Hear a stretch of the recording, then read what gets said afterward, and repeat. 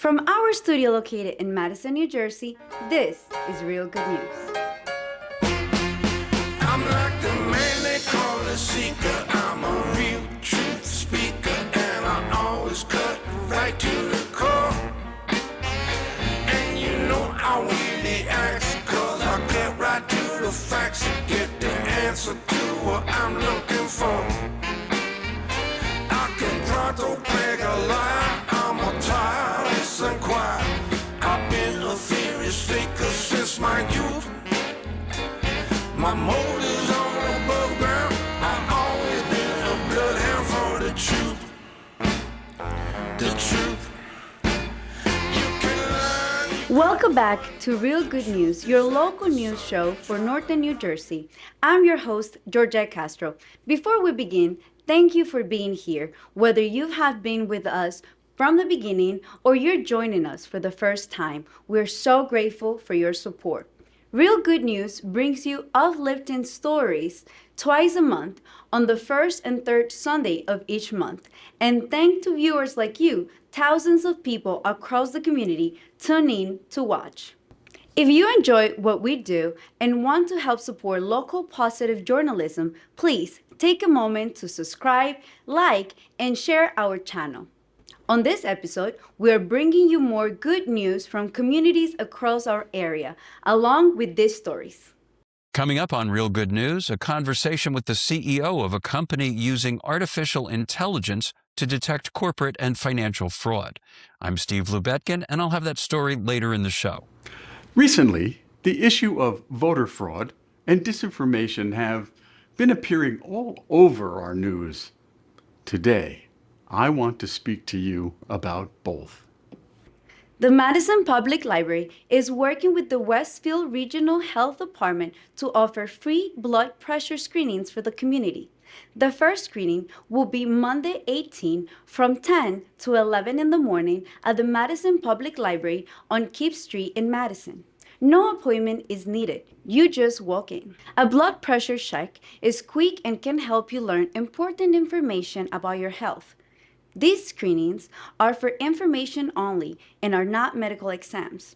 After the first event, screenings will continue once a month on the last Monday of each month. The Center of Excellence in Education has announced the finalists who will compete in the USA Biolympiad National Finals at Harvard University. Among the finalists is Tara S. Roy Choudhury, a student at Union County Vocational Technical High School's Academy for Allied Health Sciences. Choudhury will act as New Jersey's sole representative in this prestigious competition, which is set to take place from June 21st to July 2nd, 2026. The USA Biolympiad provides the motivation, curricular resources, and skills training for students to take them beyond their classroom experience to the level of international competitiveness. 4 students will earn the honor of representing the U.S. at the 37th International Biology Olympiad. Congratulations to Tara for this huge accomplishment. Real Good News wishes her good luck in the rest of the competition. Through the St. Francis and Pocono Field Preservation Project, which is financially backed by a $5.7 million grant from the Morris County Open Space Preservation Trust Fund, over 57 acres of open space is set to be preserved. This includes a 40-acre portion of 18 Pocono Road and the 17-acre former St. Francis property on Diamond Spring Road, both of which will be permanently deed restricted as open space, with Denville Township set to take ownership of the spaces in July. To commemorate the momentous deal, Commissioner Mastrangelo, Commissioner Director Stephen Shaw, and Denville Mayor Thomas Andes united alongside Director of the Office of Planning and Preservation, Joe Barilla, to appear in an announcement video filmed at the St. Francis property. The video also spotlighted the county's interactive online resource, the Open Space Story Map, which emphasizes the positive effect of Morris County's 30-plus year dedication to open space preservation with maps, photos, and documented local history. As of now, the 2026 Open Space Grant application cycle is still open. Municipalities and eligible organizations have until Friday, June 12th, to submit applications and appraisals. For more information regarding the application process, please visit the link shown on your screen. On Saturday, May 23rd at 1 p.m., Mark Moran of Weird, New Jersey will visit Vauxhall Branch Library. He will be leading an interactive presentation where participants will explore the unique, mysterious, and peculiar side of Union County and New Jersey. Weird New Jersey originally started as a newsletter or pamphlet in 1989. Moran became interested in weird stuff at a young age. He tried to find the truth in things like Bigfoot, the Loch Ness Monster, UFOs, and extraterrestrials. Moran and his Weird New Jersey partner, Mark Sherman, would find odd news articles, paste them together, and Xerox the pages. Weird New Jersey quickly became popular and allowed them to eventually publish a Weird USA series covering about 30 states. But according to Moran, New Jersey is definitely the weirdest. So far, New Jersey has 65 issues and 2 books. Be sure to register for this program through the link shown on your screen to find out exactly what makes Union County so weird. This May marked the momentous completion of a restoration project several years in the making. Earlier this month, restoration of Mount Vernon School in Chatham Township was officially completed. Originally built in the late 1800s, the building operated as a local school and Sunday school until 1928. Afterwards, it housed multiple community organizations and Chatham Township Hall. It has since been turned into the Red Brick Schoolhouse Museum, offering a place for people to learn about local history. Restoring the historic building took years of hard work, which was financially supported by the Morris County Historic Preservation Trust Fund. Morris County Commissioner Director Stephen Shaw recently made a trip to the Schoolhouse Museum to present Chatham Township Mayor Jen Rowland and Chatham Township Historical Society with a Morris County Historic Preservation plaque. Additionally, the museum welcomed visitors from far and wide during Morris County's annual Pathways of History weekend on May 2nd and 3rd. As part of the weekend-long event, the Chatham Township Historical Society presented the Revolution NJ Revolutionary Lives exhibit in commemoration of America's 250th anniversary, creating a historical celebration on multiple fronts.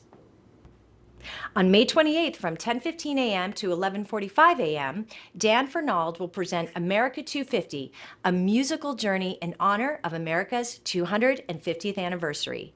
This event is taking place at Elizabeth's Public Library, Amora branch, and aims to tell America's story through music. Audiences will experience how music brings people together, reflects our shared history, and celebrates the spirit of our nation. Registration is required, so to register, visit the link or dial the number shown on your screen below. Morris County has officially announced that Gaston Road Bridge in Morris Township has been fully reopened. Gaston Road was previously closed for a bridge replacement project funded by the county. Construction began in early March of this year, and the project was completed 3 weeks ahead of schedule, all remaining within its $641,487 budget. Commissioner Director Stephen Shaw called the project's early completion, quote, a credit to the coordination between county engineers, our contractor, and local officials. He also noted that Morris County appreciated the patience demonstrated by residents and motorists during construction. The updates and additions made to the bridge are intended to improve safety and traffic flow in a practical and aesthetically pleasing way. Earlier this month, flag football officially became a sanctioned sport in the state of New Jersey. When Kimora Weston was a sophomore at Hillside High in 2022, she watched girls' flag football teams sprout up at nearby schools and inquired with her athletic director about starting a program.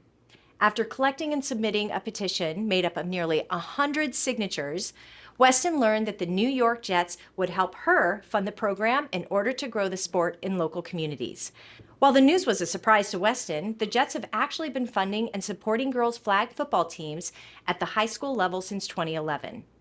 With the demand for flag football having grown rapidly in recent years, the New Jersey State Interscholastic Athletic Association voted in early May to make it a varsity sport.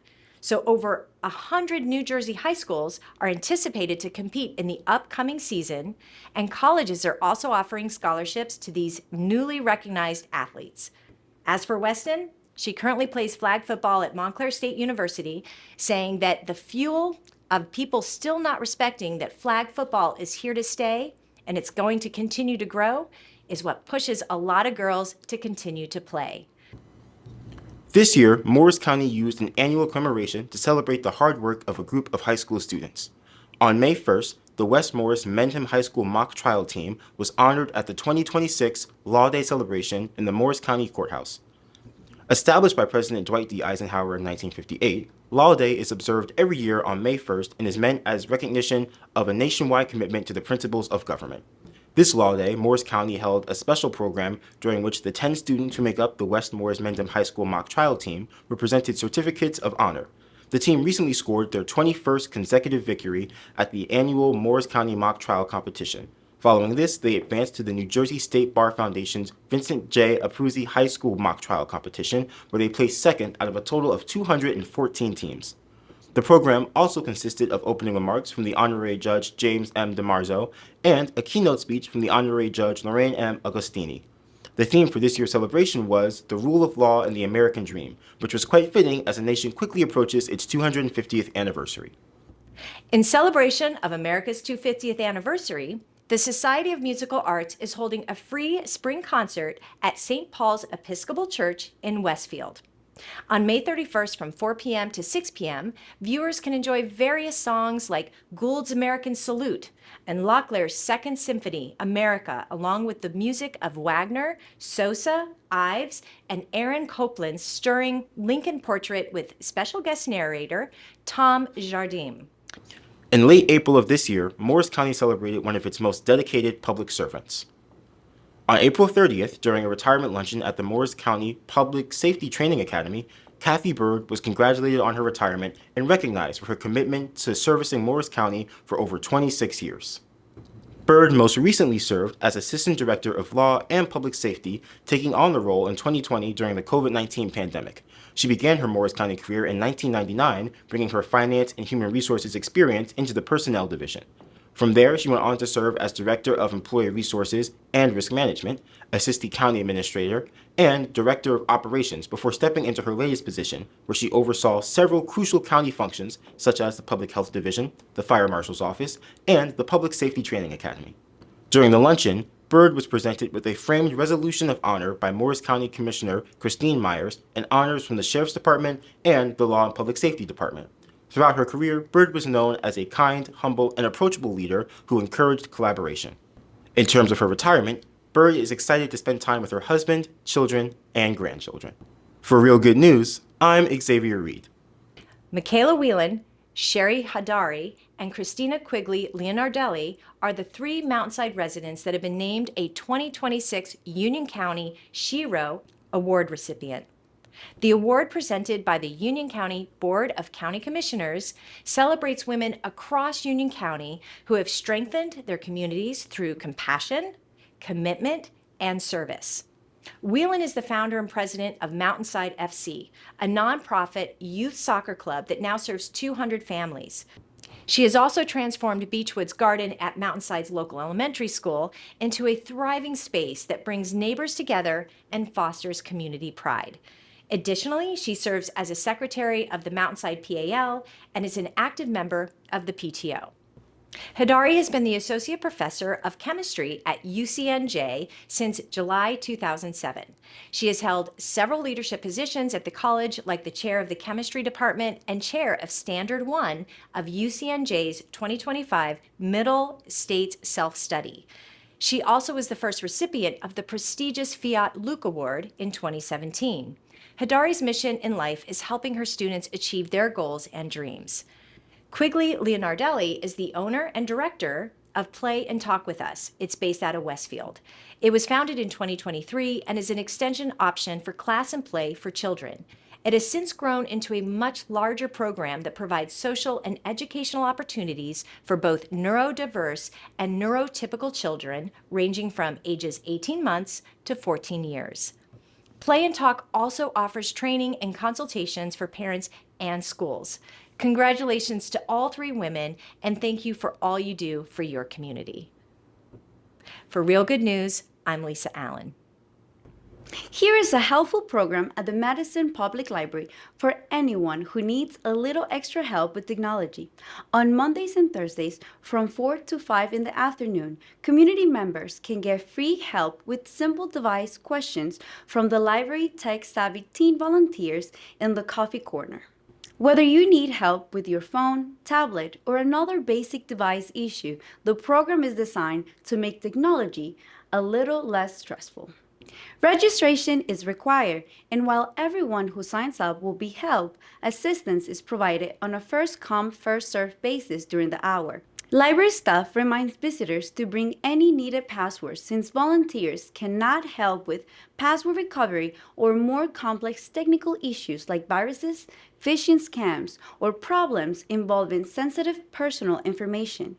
It's a great example of young people helping their community while making technology more accessible for everyone.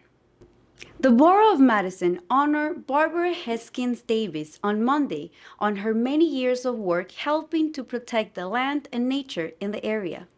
Heskins Davis is the vice president of the program at the Land Conservancy of New Jersey. She is retiring after helping lead important projects that protected open space and natural areas in Madison. Now, therefore, I, Robert H. Conley, Mayor of Borough of Madison, Barbara's favorite municipality, on behalf of the governing body, hereby thank and honor Barbara Heskins Davis for her work to preserve precious open space throughout the borough and wish her a joyful retirement filled with visits to see her grandkids.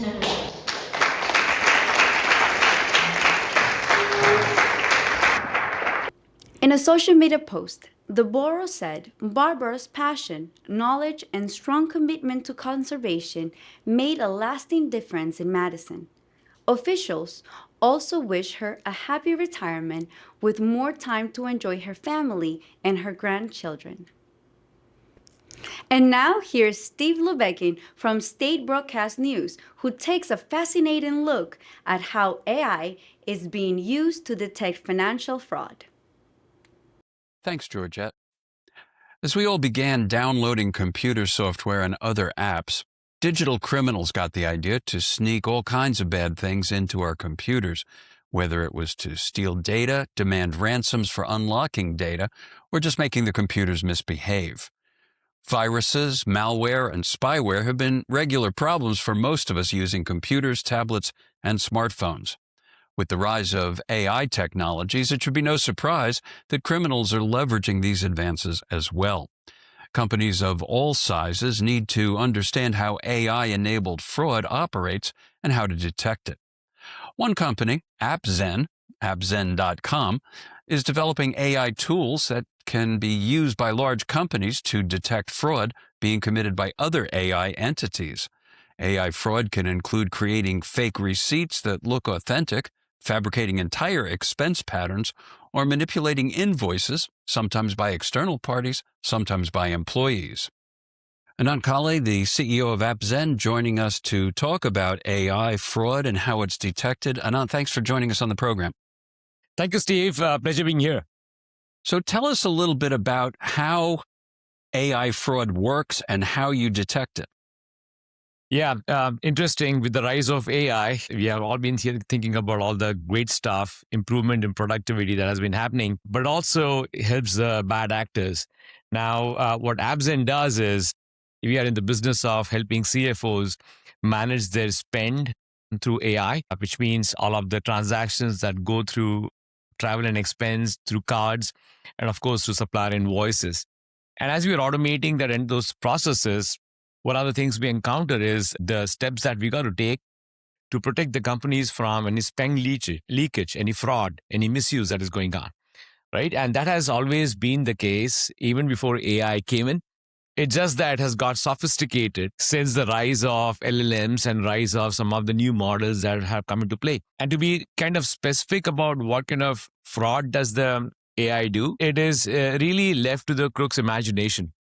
From the point of creating fraudulent receipts that look very simple, very authentic rather, to being able to create an entire pattern of spend which may not have never happened. All those are different things that we have seen happening to companies, sometimes by employees, sometimes by external parties, but they all lead to fraud and it's cost the company a lot of money. So these are techniques and tools that can be used by large enterprise-level companies. What kinds of tools are available, if any, for smaller companies, smaller businesses, sole proprietors, things like that? Companies like us, we obviously provide our software to smaller companies too, but not sole proprietors, right? And for them, one of the things that might be easier, the problem is probably not as extensible as it is for a large company. One, because if you're a sole proprietor, you're probably watching what's going on all these expenses yourself. It's your money and you're having a close look at it. But it also helps if you have some expenses which you are reviewing or invoices that you're reviewing, right? And if they look new, if they look different, then running through a program to check it up. Programs could be another language model that you could use to say that, hey, just look at this receipt and figure out if this is fraudulent or not, right? This has been created by AI, all the way to doing research on vendors who might look suspicious, right? Are they related to somebody in your company? Is somebody trying to steal money by opening up a fake company, and so on and so forth, right? Now, these are usually things which happen, which have to be checked out when you're not so aware of what that transaction is for. And probably sole proprietors have to spend some of their own time doing this if they cannot get the tools or a program to put this in place.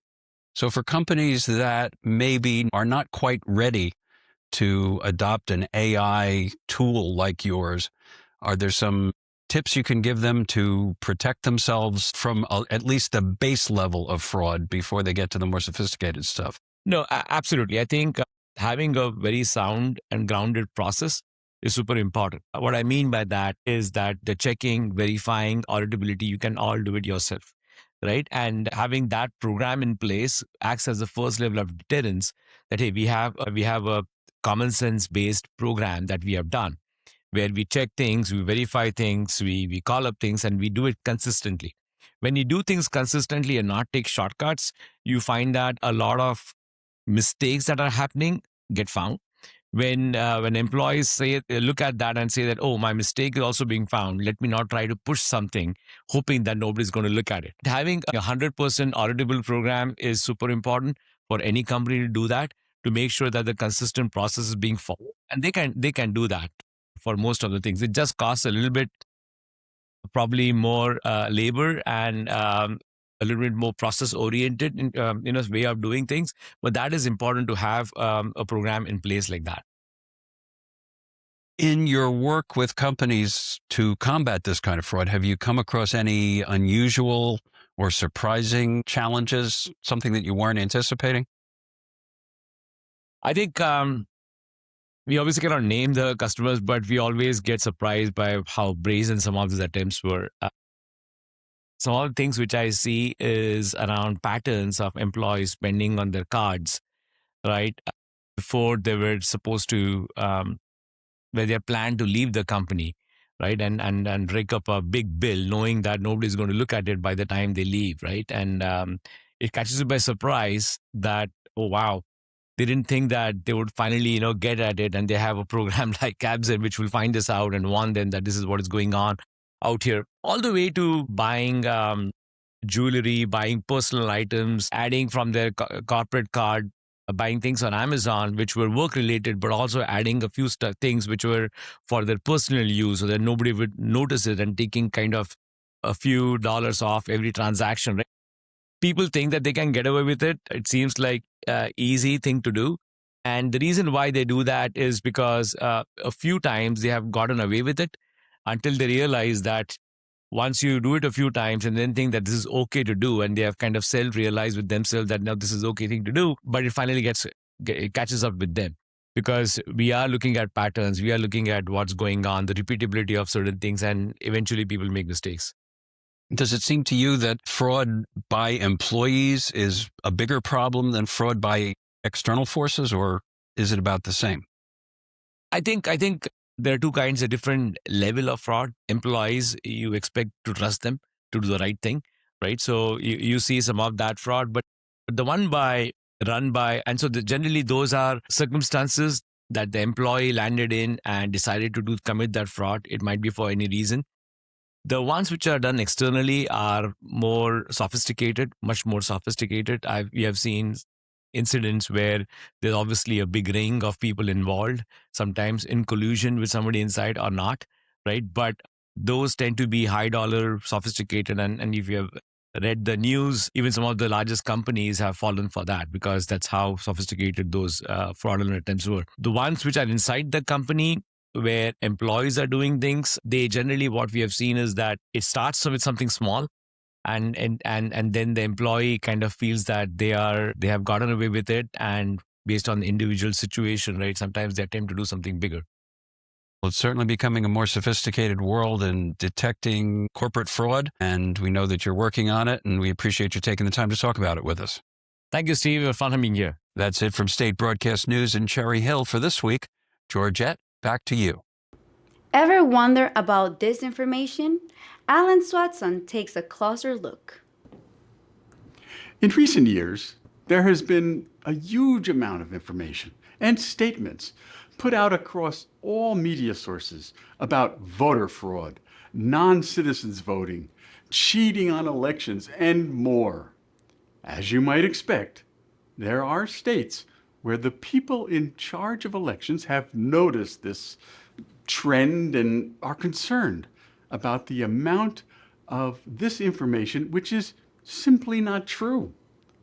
Fortunately, in New Jersey, our state board of elections has addressed the growth of false information about voting by creating the New Jersey Trusted Sources, a document that is designed to provide voters with information they can use to cut through the false information and to increase confidence in our voting system and accuracy.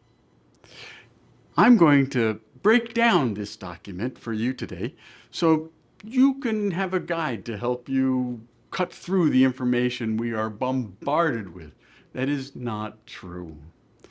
First, the document refers to trusted sources as an authoritative entity that provides accurate and reliable information and maintains public confidence in the electoral process.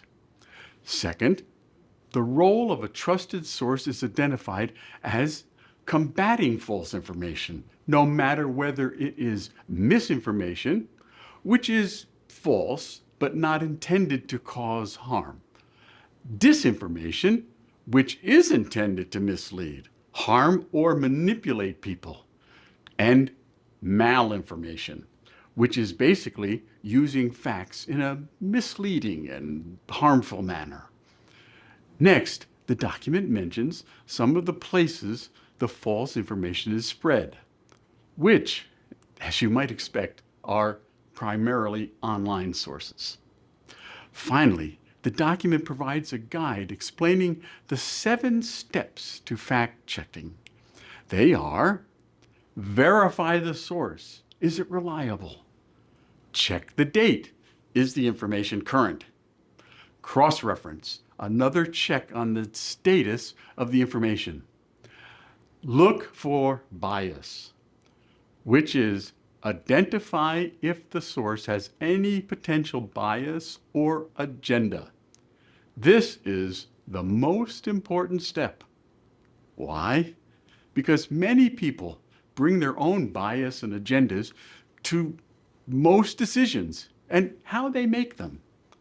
For many, if their bias or agenda is supported by the claim, they are far less likely to believe the truth or ignore the truth. This creates a situation where distortions of the truth are actually encouraged and rewarded. Next is check the author. What are the credentials and background?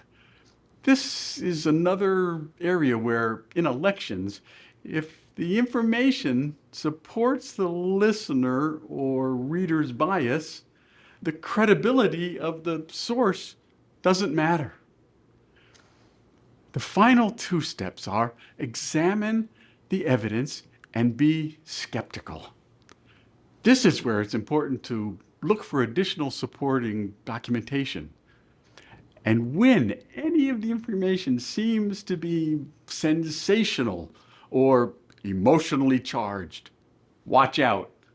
It's likely false or misleading.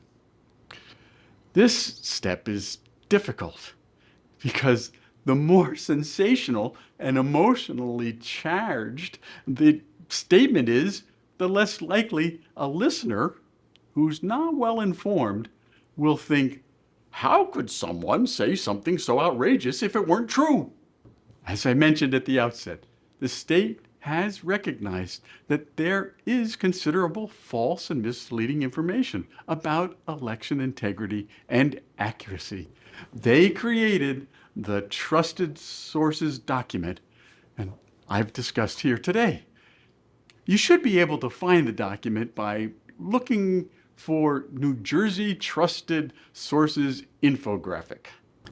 They publicize the steps I've just discussed for all of us to be sure the information and facts we bring with us when we are deciding who we are voting for are accurate.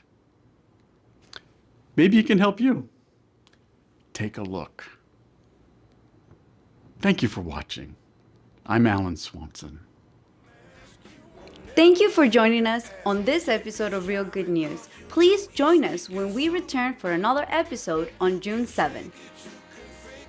Until then, I'm Georgette Castro with a reminder that real good news is worth sharing. Now, Allah is halfway around the world.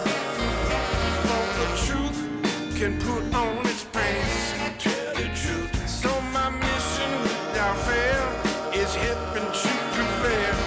You got to give the truth a fighting chance. Tell the truth.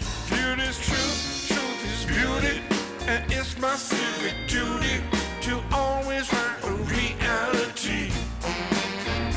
More than love, money, fame, more than rip on your good name. I'll tell you something else about the truth. It will Set you free on the road to truth you take. There's only two mistakes. Don't go all